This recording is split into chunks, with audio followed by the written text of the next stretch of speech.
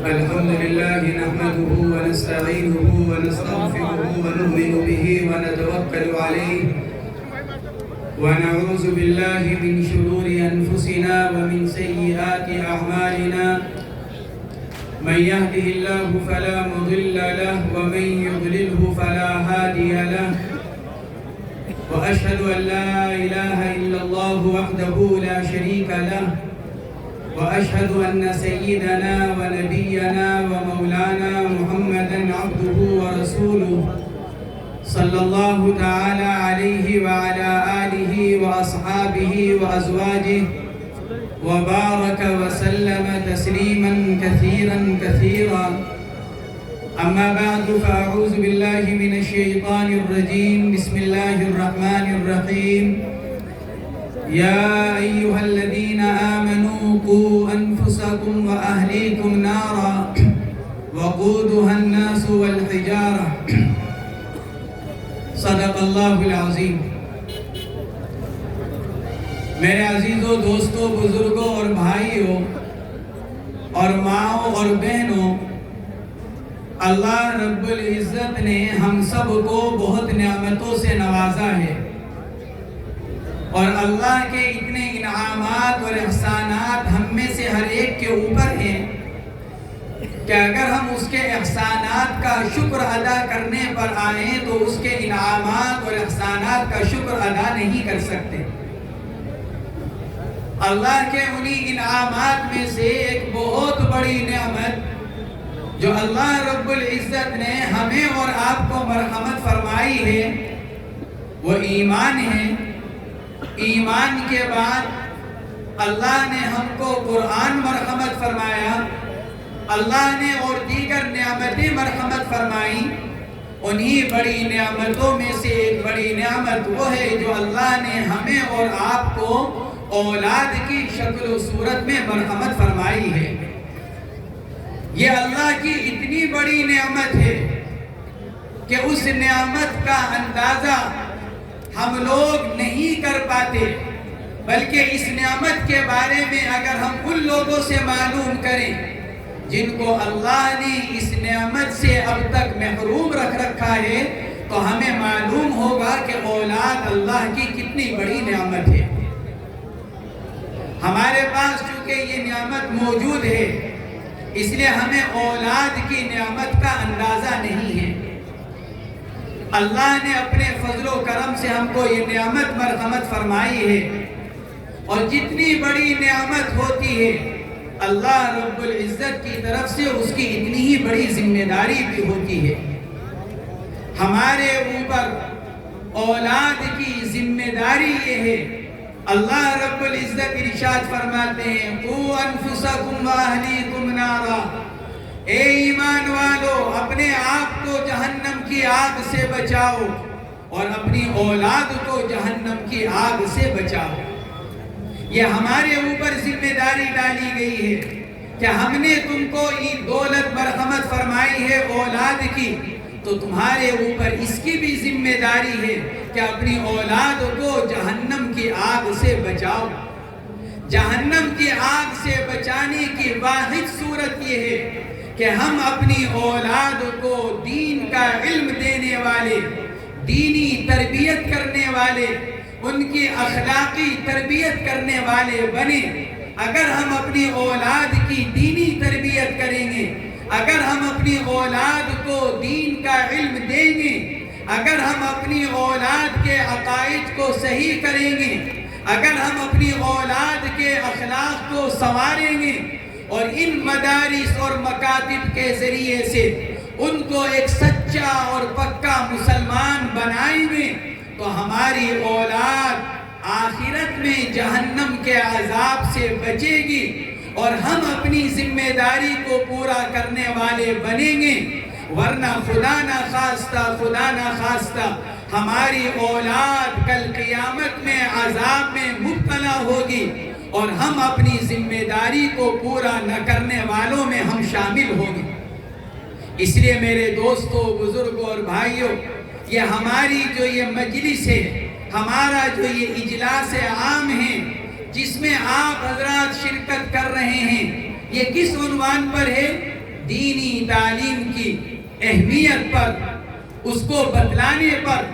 کہ ہمارے اوپر یہ ذمہ داری ہے کہ ہم اپنی اولاد کی دینی تربیت کرنے والے بنے،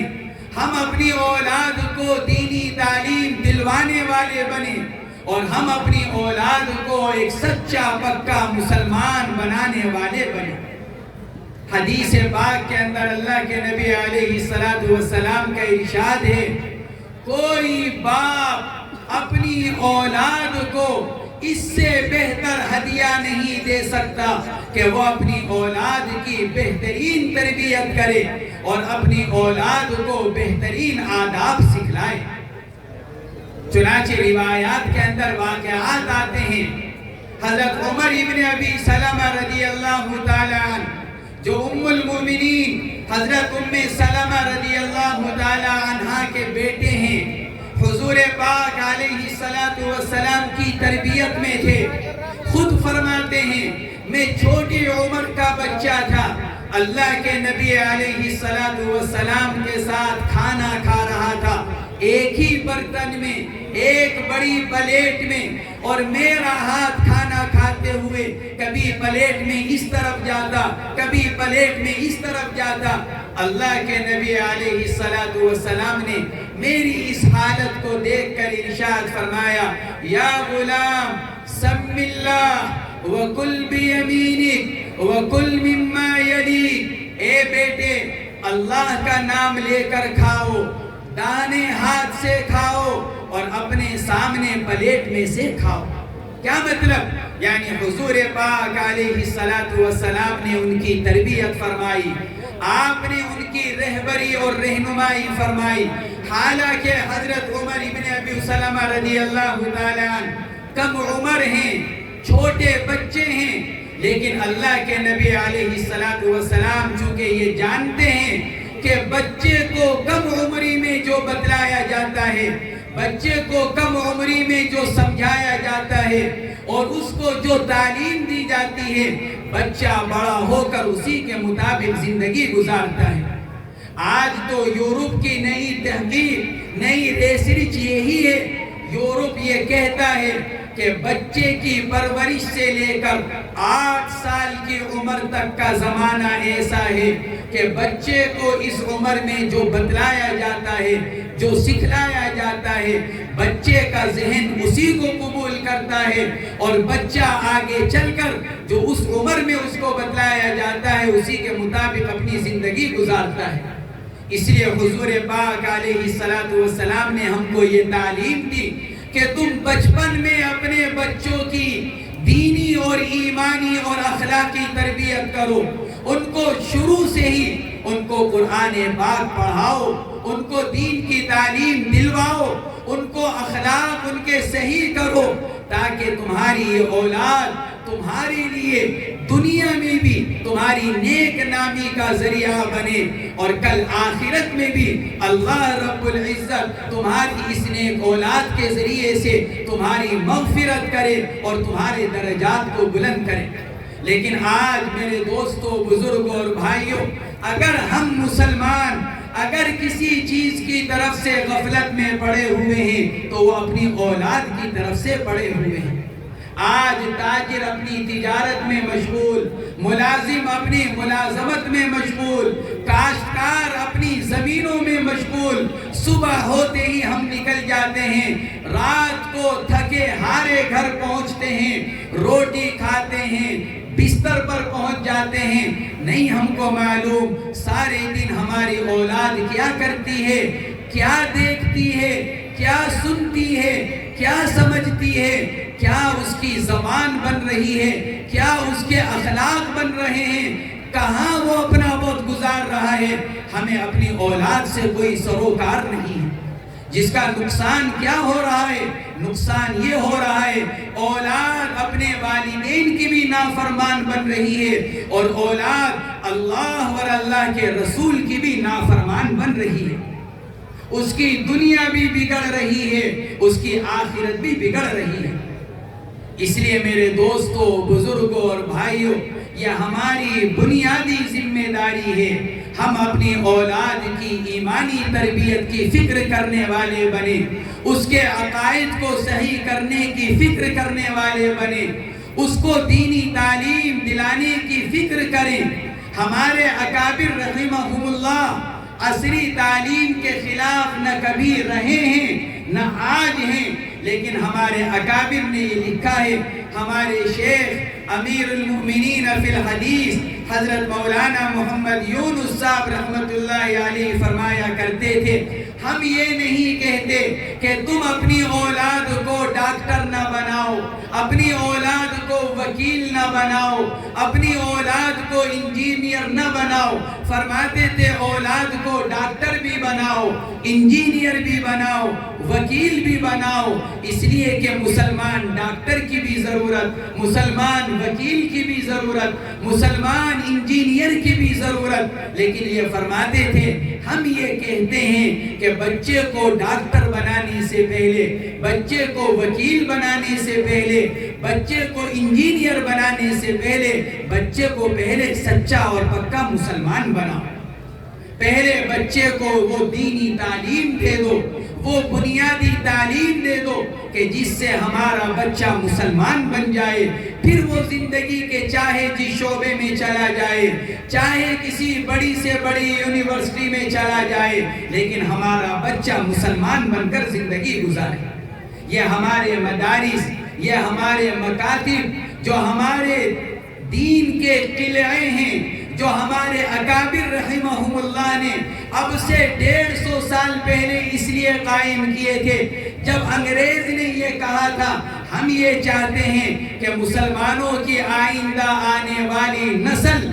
ظاہر کے اعتبار سے ہندوستانی ہو اور اندرون کے اعتبار سے انگریز اور عیسائی ہو۔ اس وقت ہمارے اکابر رحمہم اللہ نے یہ جواب دیا تھا، ہم ان مدارس اور مکاتب کو قائم کر کر ہم یہ چاہتے ہیں ہماری آئندہ آنے والی نسل ایسی ہو جو ظاہر سے بھی مسلمان ہو اور باطن سے بھی مسلمان ہو۔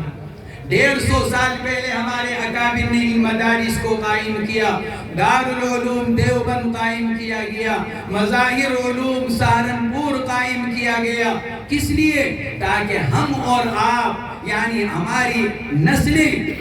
آنے والی وہ مسلمان بن کر زندگی گزار سکے۔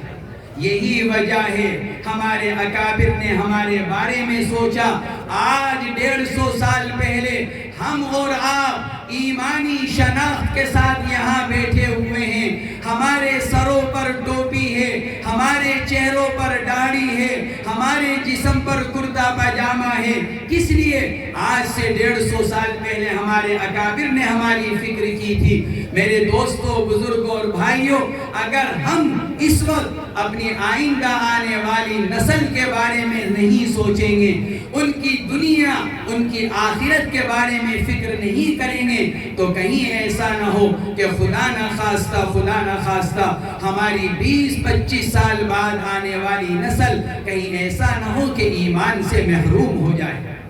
اس لیے میرے دوستوں، بزرگوں اور بھائیوں، ان مدارس کے ذریعے سے ہم اپنی اولاد کو دین کی تعلیم دلوائیں، ان مکاتب کے ذریعے سے ہم اپنی اولاد کو قرآن پاک پڑھوائیں، تاکہ ہماری اولاد مسلمان بن کر زندگی گزارنے والی بنے۔ اور اللہ نے ہمارے اوپر جو ذمہ داری ڈالی ہے، قُوْ أَنفُسَكُمْ وَأَهْلِيكُمْ نَارًا، کہ خود بھی اپنے آپ کو جہنم کی آگ سے بچاؤ اور اپنی اولاد کو بھی جہنم کی آگ سے بچاؤ۔ ہم اپنی اس ذمہ داری کو پورا کرنے والے بن جائیں۔ میرے دوستوں، بزرگوں اور بھائیوں، آج ہم اپنی اولاد کے بارے میں اگر سوچتے بھی ہیں تو صرف اس کی دنیا کی فکر کرتے ہیں، اس کی دنیا کے بارے میں سوچتے ہیں، یہ چاہتے ہیں ہمارا بچہ دنیاوی اعتبار سے پڑھا لکھا ہو جائے، دنیاوی اعتبار سے ترقی کرنے والا بن جائے، دنیاوی اعتبار سے کھانے کمانے والا بن جائے۔ لیکن میرے دوستوں، بزرگوں اور بھائیوں، ہم میں سے 99% یہ نہیں سوچتے کہ یہ دنیا کی زندگی عارضی زندگی ہے، یہ بھرے پیٹ پر بھی گزر جائے گی، خالی پیٹ پر بھی گزر جائے گی، مسائل کے ساتھ بھی گزر جائے گی، فراوانی اور وسعت کے ساتھ بھی گزر جائے گی، لیکن آخرت کی زندگی کا معاملہ بہت نازک ہے۔ مرنے کے بعد کی زندگی ہمیشہ ہمیشہ رہنے والی زندگی ہے۔ میری اولاد کا آخرت کی زندگی کا کیا ہوگا؟ ہم اور آپ اس کے بارے میں نہیں سوچتے، اس کی فکر نہیں کرتے، اس لیے ہم اپنی اولاد کو دین کی تعلیم نہیں دلواتے۔ اس لیے میرے دوستوں، بزرگوں اور بھائیوں، یہ ان اہل مدارس کا ہم پر احسان ہے کہ انہوں نے مدارس قائم کیے۔ مدارس قائم کر کر یہ ہم سے یوں کہتے ہیں، اللہ نے تمہارے اوپر جو ذمہ داری ڈالی ہے، تمہاری اولاد کی دینی اور اخلاقی تعلیم اور تربیت کی، ہمارے یہ اہل مدارس یہ کہتے ہیں ہم نے مدرسہ قائم کیا ہے، آپ اپنی اولاد کو بھی ہمیں دے دیں، آپ اپنی ذمہ داری بھی ہمیں دے دیں، ہم آپ کی اولاد کی دنیا بھی سنواریں گے، ہم آپ کی اولاد کی آخرت کو بھی بنا دیں۔ اس لیے کہ مدرسوں کے اندر جو تعلیم دی جاتی ہے وہ تعلیم ہے جس سے ایک انسان مہذب بنتا ہے، ایک انسان دنیاوی اور آخرت کے اعتبار سے انتہائی تعلیم یافتہ بن جاتا ہے۔ اس لیے کہ اللہ رب العزت نے مذہب اسلام کو وہ مذہب بنایا ہے جس میں دنیا کی ترقی بھی اللہ نے رکھی ہے اور آخرت کی کامیابی بھی اللہ نے رکھی ہے۔ جو انسان مذہب اسلام کی تعلیمات پر عمل کرنے والا بنے گا، وہ دنیا کے اندر بھی ایک اچھا انسان اور سچا مسلمان بن کر زندگی گزارے گا، اور وہ مذہب اسلام کی تعلیمات پر عمل کر کر وہ آخرت کے اللہ کے عذاب سے بچنے والا بھی ہو جائے گا۔ میرے دوستوں، بزرگوں اور بھائیوں، اللہ رب العزت نے ان مدرسوں کے ذریعے سے ہم پر یہ انعام فرمایا ہے کہ ہم اپنی اولاد کو ان مدرسوں کے ذریعے سے دین کی بنیادی تعلیم دلوائیں، ان کی دنیا بھی سنواریں، ان کی آخرت بھی بنائیں۔ لیکن ہم اور آپ ان مدرسے کی طرف سے، مدرسے کی تعلیم کی طرف سے، اسلام کی بنیادی تعلیمات کی طرف سے اتنی غفلت میں پڑے ہوئے ہیں۔ ہم اس پر تیار ہیں کہ ہم اپنے بچوں کو اسکول میں بھیجیں، ہم اپنے بچوں کو کالج میں بھیجیں، ہم اپنے بچوں کو یونیورسٹی میں بھیجیں، اور ایک موٹی رقم ان کی فیس کے نام پر خرچ کرنے کو تیار ہیں، لیکن ہم اس پر تیار نہیں ہیں کہ ان مدارس میں جو مفت